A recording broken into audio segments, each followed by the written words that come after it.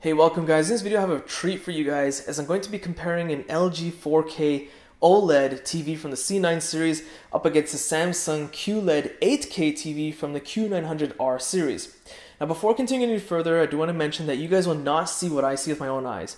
I have both TVs side by side. You guys will lose a lot of quality because it's being recorded with my camera, then I edit the video, upload to YouTube, and YouTube does compress like crazy.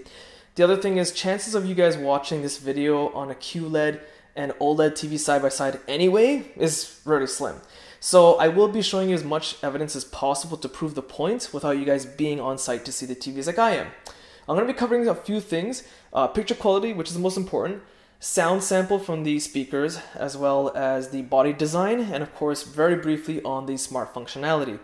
I will not be putting any copyrighted material throughout this video because YouTube's video scanning technology would block this video. So let's start with the body of the LG OLED. From the top half up, it's only a few millimeters thick, and it's one of the best looking TVs you'll find on the market, and could actually be a conversation piece for when people visit and see it in your home.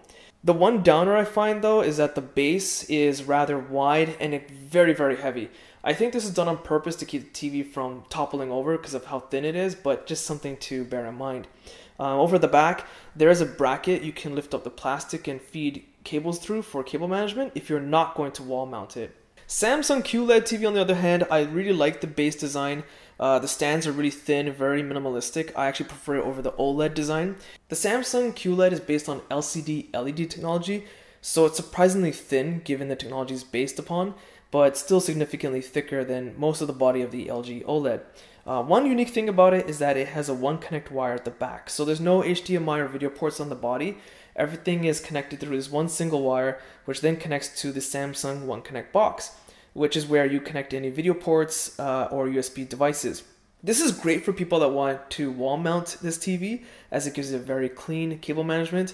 But this could be a huge problem for people, as it could be an eyesore or take up a lot of real estate space for people that place this TV on a mantle or ledge of some kind, because the One Connect box is not small by any means. So still on the topic of video ports, the LG OLED has 4 HDMI 2.1 ports, which will support 4K feed at 120 Hz refresh rate, as well as eARC technology.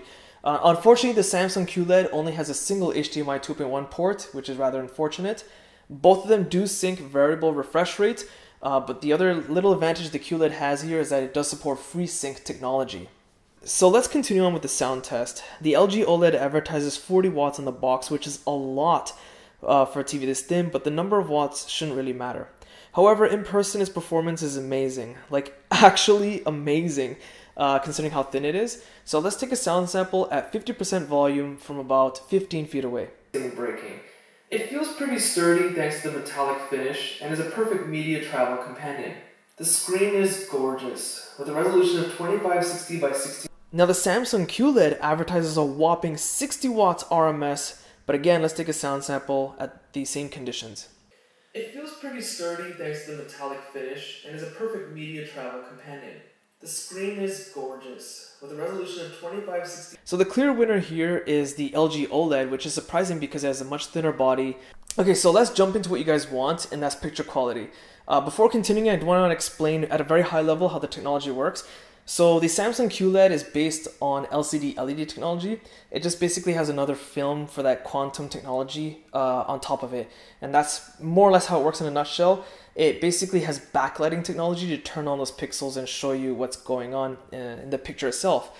The OLED, the reason it's so thin is that it's very unique in the technology it uses. So for example, when it's projecting something dark, so black pictures in your video, it's actually turning the pixels off.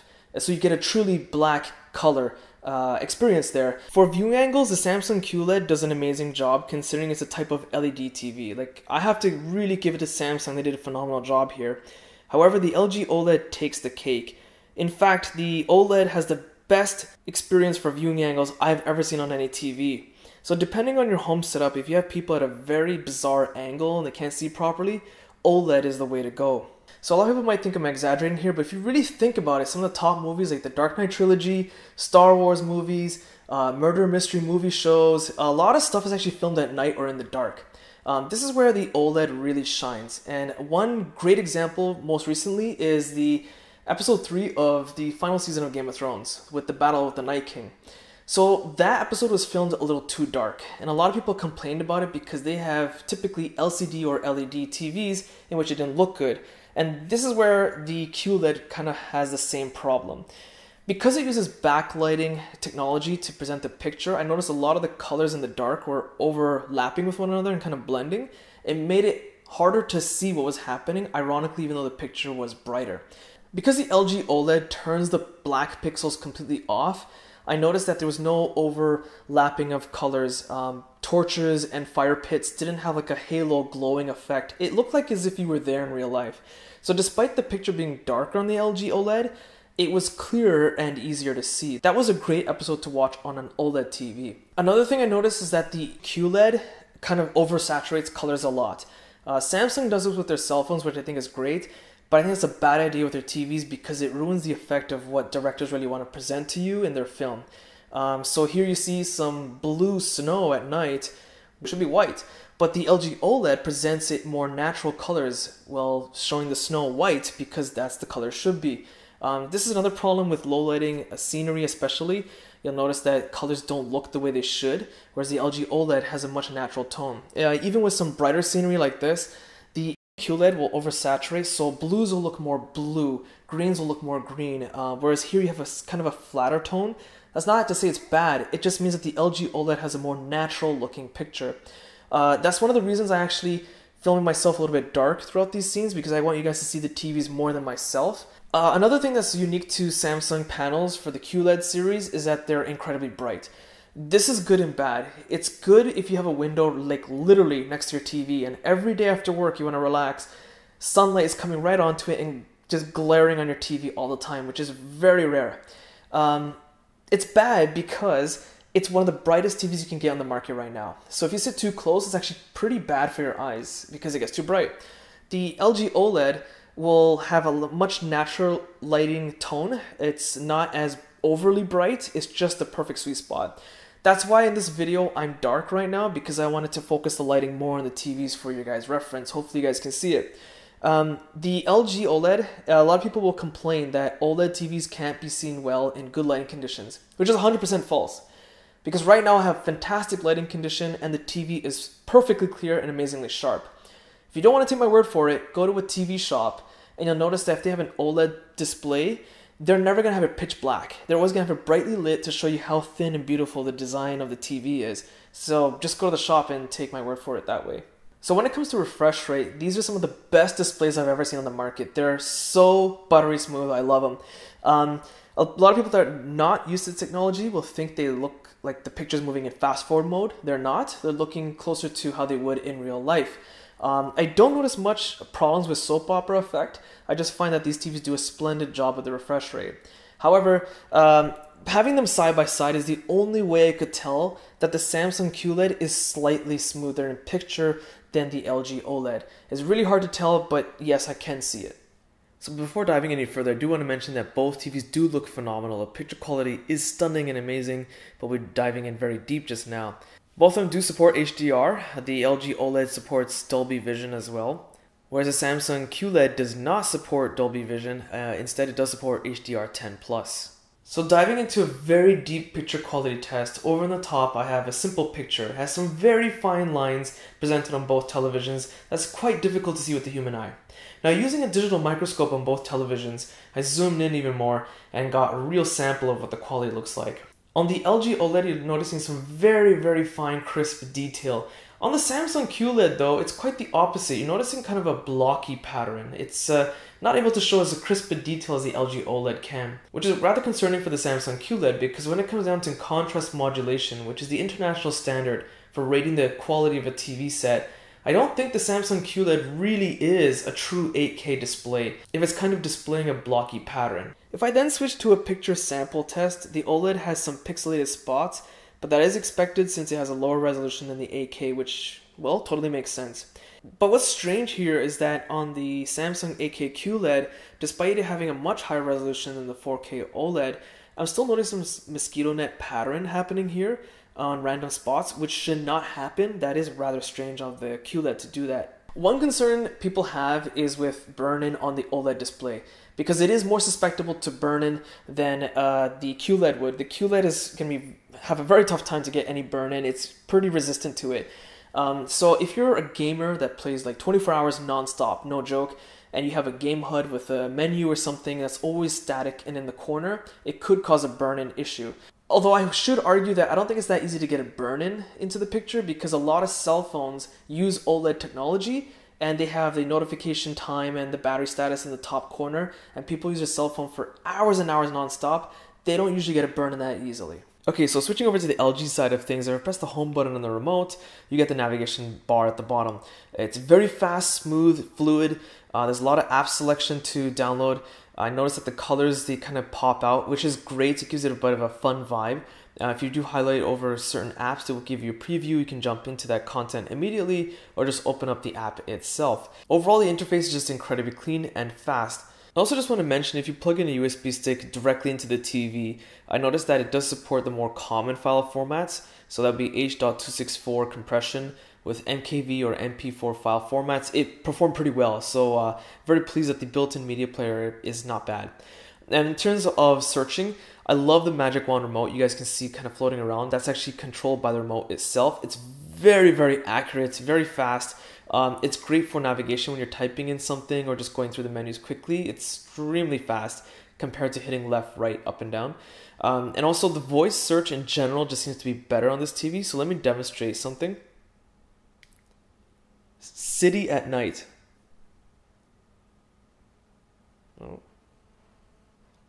You won't see the same results on the Samsung TV, which I'll be demonstrating you guys just shortly. So switching over to the Samsung side of things, the interface is very minimalistic like the LG, but actually even more cleaner and simpler, believe it or not. It's very minimalistic, very clean looking. I actually love using this interface. It's very fast and responsive. It's great. The app selection is fantastic. And of course, if you do have Samsung Smart Things, it will connect with your other Smart Things devices. For example, my Samsung Smart Fridge, which is very handy and great to have. You do have gallery mode, and of course, because the display is so sharp, you do have the ability to do ambient mode, which is kind of like a wallpaper mode in the background for people as they walk in your house, for example. I will admit that I do prefer the LG interface, not for any particular reason. It's personal preference, because I find the LG interface a bit more colorful, still simple, but much more colorful and more welcoming. This one's a bit more on the colder side, but some people actually prefer this minimalistic feel.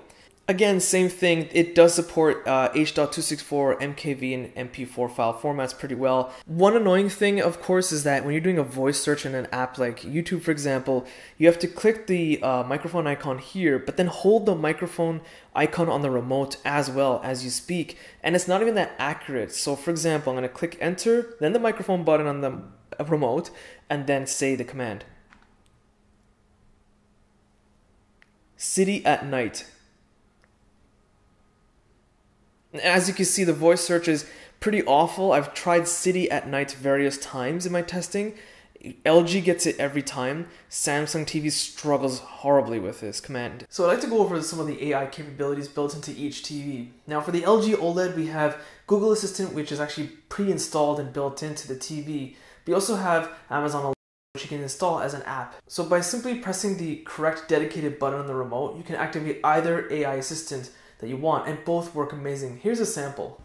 What's 32 times 8? The answer is 256. How many pounds in a kilogram?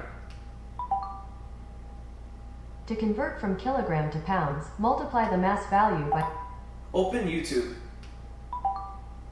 Going to YouTube app. What is the weather today?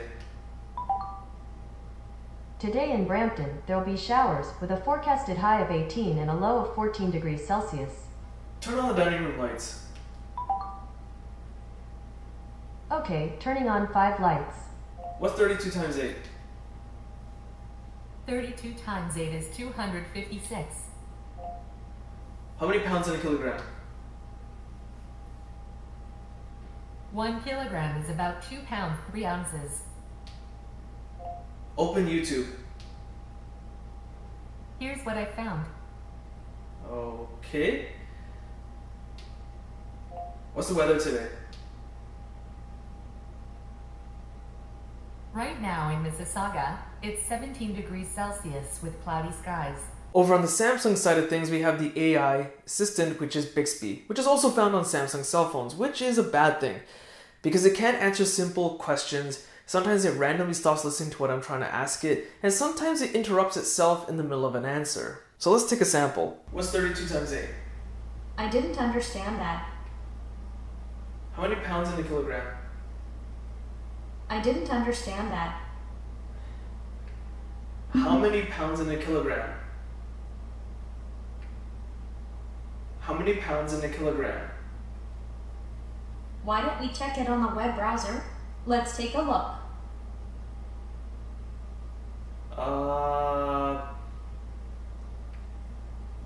Open YouTube. What is the weather today? Today, it is cloudy with a high of 18 degrees and a low of 16 degrees.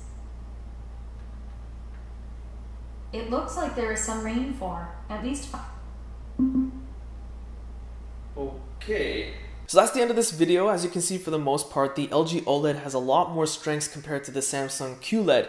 I'm not saying that the Samsung display is bad. It's amazing. It's phenomenal. One of the best you can get on the market. But considering that the OLED technology just seems to work better, has more natural colors, works better in darker scenery, better speakers, so on and so forth, well, you get the idea. The LG OLED just seems to be the stronger candidate here for what you want to get for your home theater system. The other thing I didn't mention earlier is that at least here in Canada, for these two displays that are both 65 inches, the LG OLED is almost half the price of the Samsung QLED. Another huge advantage there. All that money you save, you can end up investing towards, say, a sound system for your LG OLED. But I am curious to see what happens when LG releases 8K OLED to the market. How much potential is there? But that's a wrap for me. Hope you guys found this video useful. If you did, be sure to check out my social links in the video description. And be sure to hit that like button, it does help. Subscribe, and thanks for watching.